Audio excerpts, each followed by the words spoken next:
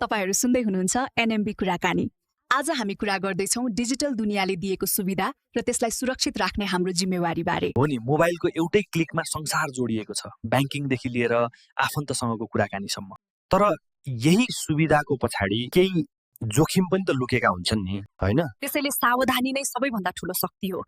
Digital दुनियाँमा सुरक्षित रहनु भनेको डराउनु होइन, सजग र आत्मविश्वासी हुनु हो। मैले त सधैँ बलियो पासवर्ड राख्ने र अपरिचित लिङ्कहरुमा क्लिक नगर्ने बानी बसालेको छु। त्यो पनि एउटा महत्त्वपूर्ण कदम हो, हैन र? एकदमै राम्रो बानी हो। अनि आफ्नो व्यक्तिगत जानकारी जस्तै ओटीपी वा पिन कसैसँग पनि शेयर नगर्नु उत्तिकै महत्त्वपूर्ण छ। अब बुझेँ, जसरी हामी आफ्नो घरको ढोका बलियो बनाउँछौं, त्यसरी नै डिजिटल दुनियाँमा आफ्नो जानकारीको सुरक्षा गर्नु हाम्रो डिजिटल घरलाई सुरक्षित राख्नु जस्तै रहेछ। ठ्याक्कै त्यही हो। जब हरेक प्रयोगकर्ता सजग हुन्छ, तब मात्र एउटा विश्वासिलो र सुरक्षित समाज बन्छ जहाँ सबैले ढुक्क भएर कारोबार गर्न सक्छन्। भनेपछि सुरक्षित इन्टरनेट भनेको डर होइन, ढुक्क भएर टेक्नोलोजीको फाइदा लिने अवसर रहेछ। हो, यही सोचले नै त देशको स्मार्ट भविष्यको लागि जग बसालिरहेको छ।